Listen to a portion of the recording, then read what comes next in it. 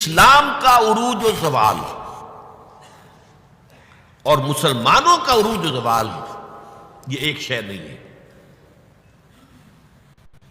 اسلام کے بارے میں حضور نے فرمایا تھا بدأ الاسلام غریبا وسیعود کما بدأ فطوبی للغرباء۔ اسلام کا آغاز تو ہوا تھا اس حالت میں کہ وہ بہت ہی اجنبی تھا، کوئی اس کا جاننے پہچاننے والا تھا ہی نہیں۔ دوبارہ اگرچہ اس کے بعد حکومت تو آ گئی، ایک دور آ گیا، اسلام کا غلبہ ہو گیا، لیکن ان قریب اسلام دوبارہ غریب ہو جائے گا، دوبارہ اجنبی ہو جائے گا۔ ان قریب سیعود، سین کے ساتھ جب عربی زبان میں فعل مستقبل بنتا ہے، سوفا وہ ذرا دور کی بات ہے، لیکن وسیعود ان قریب وہ دوبارہ غریب ہو جائے گا۔ فطوبی للغرباء، تو مبارکباد اور تہنیت ہے ان لوگوں کے لیے جو اسلام کی غربت کے دور میں خود بھی غریب ہو جائیں، خود بھی اجنبی ہو جائیں۔ لوگوں نے دقیانوسی کہے، یہ ابھی تک چمٹے ہوئے ہیں سنت رسول کے ساتھ، یہ ابھی تک انہی چیزوں کے لیے دقیانوسی لوگ ہیں، یہ سارے فقرے ان پر شست کیے جائیں، وہ برداشت کریں، لیکن یہ کہ اسلام کا دامن ہاتھ سے نہ چھوڑیں۔ لیکن اسلام کا عروج خلافت راشدہ اور وہیں سے زوال شروع ہو گیا۔ 1400 برس مسلسل زوال کے، اسلام کو دوبارہ عروج حاصل نہیں ہوا۔ حال ہی کے وہ 2 اشعار 100% اپلیکیبل ہیں۔ پستی کا کوئی حد سے گزر نہ دیکھے، اسلام کا گر کر نہ ابھر نہ دیکھے، مانے نہ کبھی کہ مد ہے ہر جزر کے بعد، دریا کا ہمارے جو اتر نہ دیکھے۔ اسلام کا تو عروج پھر نہیں آیا، پھر وہ خلافت راشدہ تو آج تک قائم نہیں ہوئی، پھر ایک مکمل دین نظام کی حیثیت سے تو دنیا میں کہیں نہیں آیا۔ ہاں، مسلمانوں کی بڑی بڑی شطوت، شوکت، ان کا دبدبہ، ان کا رعب، ان کی حکومت رہی ہے۔ اس میں یہ ہے کہ 2 عروج آ چکے ہیں، 2 زوال آ چکے ہیں۔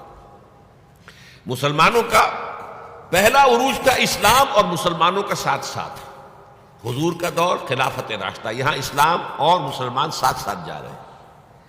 اس کے بعد اسلام کا تو زوال شروع ہو گیا، مسلمانوں کا عروج جاری رہا۔ دور بنو امیہ اور اس کی فتوحات، دور بنو عباس اور اس کی فتوحات، روئے ارضی کی عظیم ترین سلطنت بنو عباس کی، تہذیب، تمدن، علوم، فنون، علم، روشنی، پھر ادھر سے بنو امیہ کا ختم ہوا، چراغ گل ہوا، تو ادھر چراغ جو ہے امیہ کا روشن ہو گیا اسپین کے اندر، ہسپانیہ میں۔ یہ سارا دور عربوں کا عروج جاری ہے، مسلمانوں کا عروج جاری ہے، اگرچہ اسلام کا زوال خلافت راشدہ کے ساتھ ہی شروع ہو چکا۔ پھر ایک وقت آیا کہ مسلمانوں کا بھی زوال آ گیا۔ پہلے کروسیڈرز نے آ کر پٹائی کی اور بہت پٹائی کی۔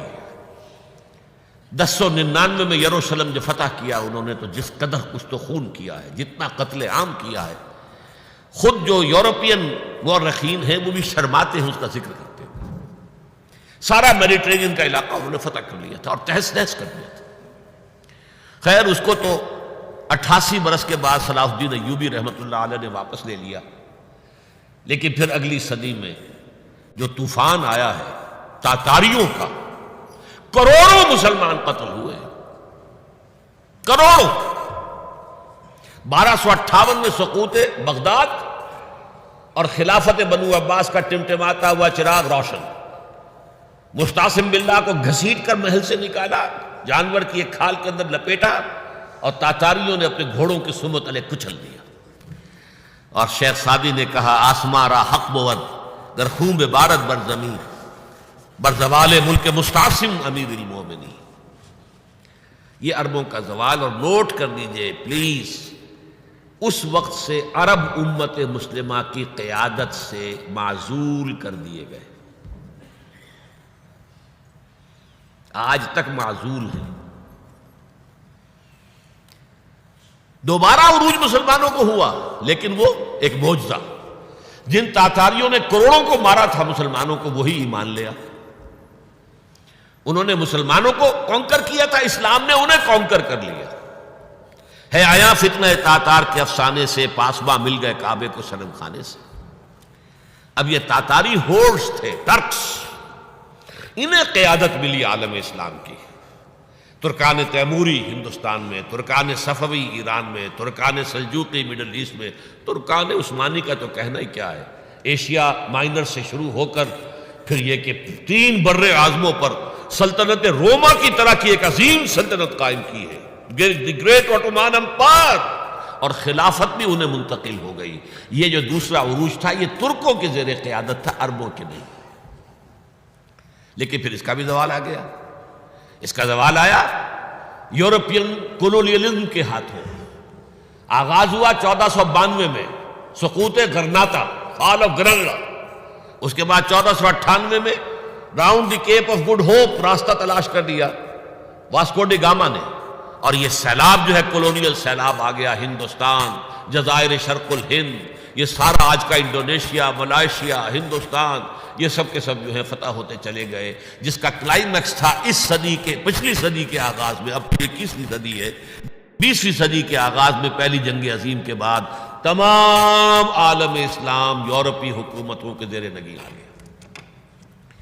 تو یہ نوٹ کر لیجئے کہ ان 1400 سالوں میں امت مسلمہ کا ایک عروج، پھر ایک زوال، پھر ایک عروج، پھر ایک زوال۔